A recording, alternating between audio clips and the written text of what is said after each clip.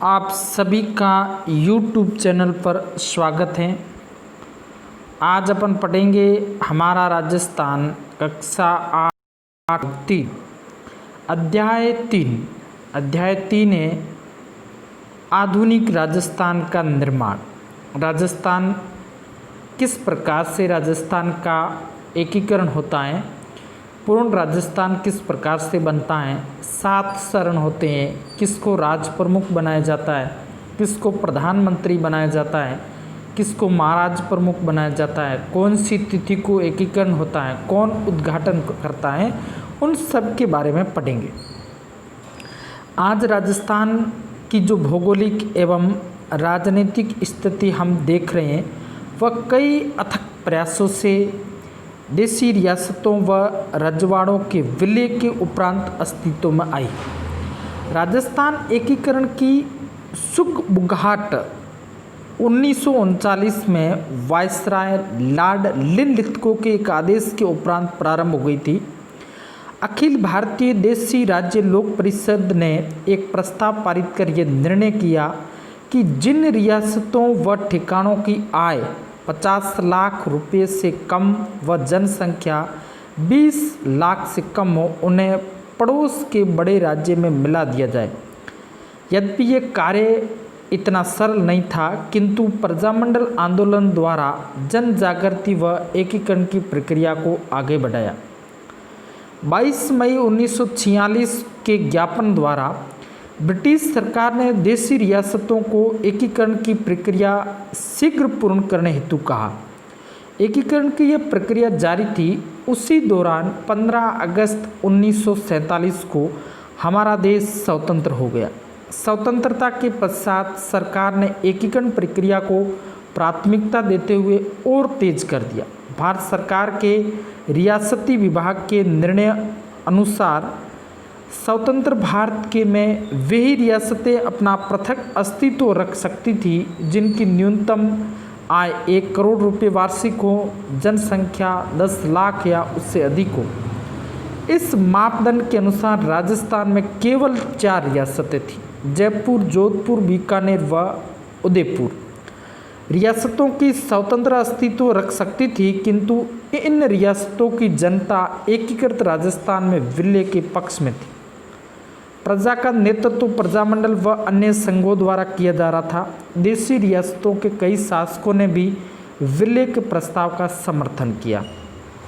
एकीकरण से पूर्व का राजस्थान, जब एकीकरण प्रारंभ होता है उससे पूर्व राजस्थान की स्थिति के बारे में अपन वर्णन करते हैं। एकीकरण के पूर्व राजस्थान में 19 रियासतें यथा जयपुर, जोधपुर, उदयपुर, बीकानेर, बूंदी, कोटा, धौलपुर, भरतपुर, अलवर, डूंगरपुर, प्रतापगढ़, बांसवाड़ा, झालावाड़, करौली, शाहपुरा, सिरोही, टोंक, जैसलमेर व किशनगढ़ थी।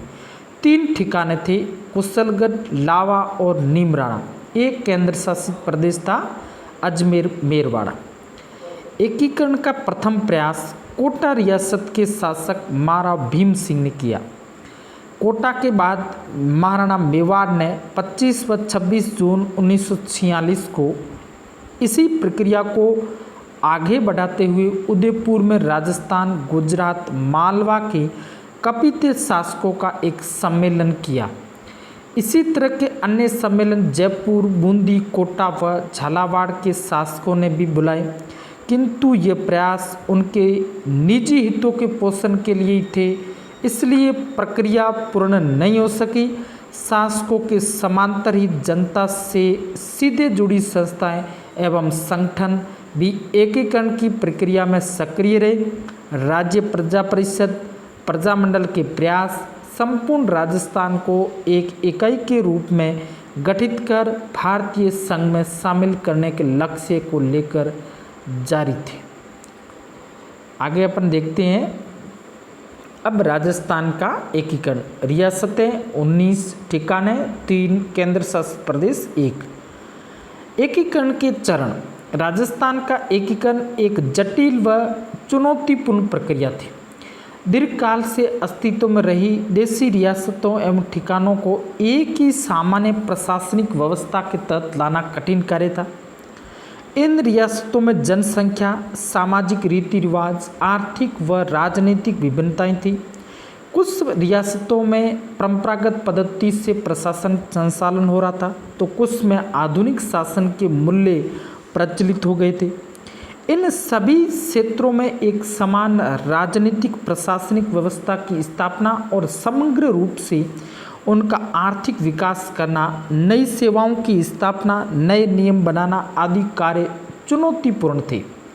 इन सभी चुनौतियों से लड़ते हुए नवंबर 1956 में आधुनिक राजस्थान के निर्माण का कार्य पूरा किया गया। 7 प्रमुख चरणों में से गुजरते हुए राजस्थान अपने आधुनिक स्वरूप में आया। एकीकरण के इन चरणों को हम दी गई सारणी के द्वारा सरलता से समझ सकते। पहला चरण कौन सा है? प्रथम, राज्य का नाम रखा मत्स्य संघ। 17-18 मार्च 1948 अलवर, धौलपुर, भरतपुर व करौली को मिलाकर मत्स्य संघ का निर्माण किया गया। अलवर इसकी राजधानी, धौलपुर के महाराजा उदयभान सिंह को राज प्रमुख, शुभारंभ कुमावत को प्रधानमंत्री नियुक्त किया गया। पहला चरण हो गया। द्वितीय चरण को राजस्थान संघ कहा जाता है या पूर्व राजस्थान। 25 मार्च 1948 बांसवाड़ा, कोटा, बूंदी, झालावाड़, टोंक, डूंगरपुर, प्रतापगढ़, किशनगढ़ व सापरा रियासतों तथा कुशलगढ़ व लावा ठिकाने को मिलाकर द्वितीय चरण को पूर्ण हुआ। कोटा को राजधानी बनाया गया। कोटा के महाराज भीम सिंह को राज प्रमुख, गोकुल लाल असावा प्रधानमंत्री बने। दूसरा चरण पूरा होता है। तृतीय चरण के बारे में अपन चर्चा करते हैं तो तृतीय चरण को कहते हैं संयुक्त राजस्थान। 18 अप्रैल 1948 संयुक्त राजस्थान में उदयपुर, मेवाड़ का विलय कर दिया गया। मेवाड़ के भोपाल सिंह राज प्रमुख तथा माणिक्यलाल वर्मा प्रधानमंत्री नियुक्त हुए। पंडित जवाहरलाल नेहरू ने इस विलय का उद्घाटन किया। अब अपन देखते चतुर्थ व्रत राजस्थान कब होता है? 30 मार्च 1949 को संयुक्त राजस्थान में जयपुर, जोधपुर, बीकानेर व जैसलमेर का विलय हुआ। राजस्थान स्थापना दिवस भी 30 मार्च को ही मनाया जाता है। जयपुर के मानसिंह द्वितीय राज प्रमुख व हीरालाल शास्त्री प्रधानमंत्री तथा महाराणा भोपाल सिंह महाराज प्रमुख नियुक्त हुए। सरदार वल्लभ भाई पटेल ने वृद्ध राजस्थान का उद्घाटन किया। तो यहाँ से भी अब महाराज प्रमुख पहली बार किसको बनाया गया? भोपाल सिंह, जो आजीवन महाराज प्रमुख रहे, ये ध्यान रखना है। अब देखते पांचवें चरण, पंचम चरण संयुक्त वृद्ध राजस्थान। 25 मई 1949 वृद्ध राजस्थान में मत्स्य संघ का नीमराना ठिकाना सहित विलय हुआ। तो पहले चरण को चौथे चरण में विलय करके पांचवा चरण बनाया गया। अच्छा प्रश्न यहाँ से बनेंगे। अब अपन देखते हैं छठा चरण। छठा है राजस्थान। 26 जनवरी 1950 सिरोही, देलवाड़ा व आबू क्षेत्र को छोड़कर विलय किया गया। और सातवां चरण है 1 नवंबर 1956 राजस्थान में आबू, देलवाड़ा, अजमेर, मेरवाड़ा व मंदसौर मध्य प्रदेश के सुनेल टप्पा क्षेत्र का विलय कर एकीकरण की प्रक्रिया पूर्ण की गई। झालावाड़ का सिरोज क्षेत्र मध्य प्रदेश को सौंपा गया। इस प्रकार अपन देखते राजस्थान का एकीकरण व पूर्ण हो गया। थैंक यू, धन्यवाद।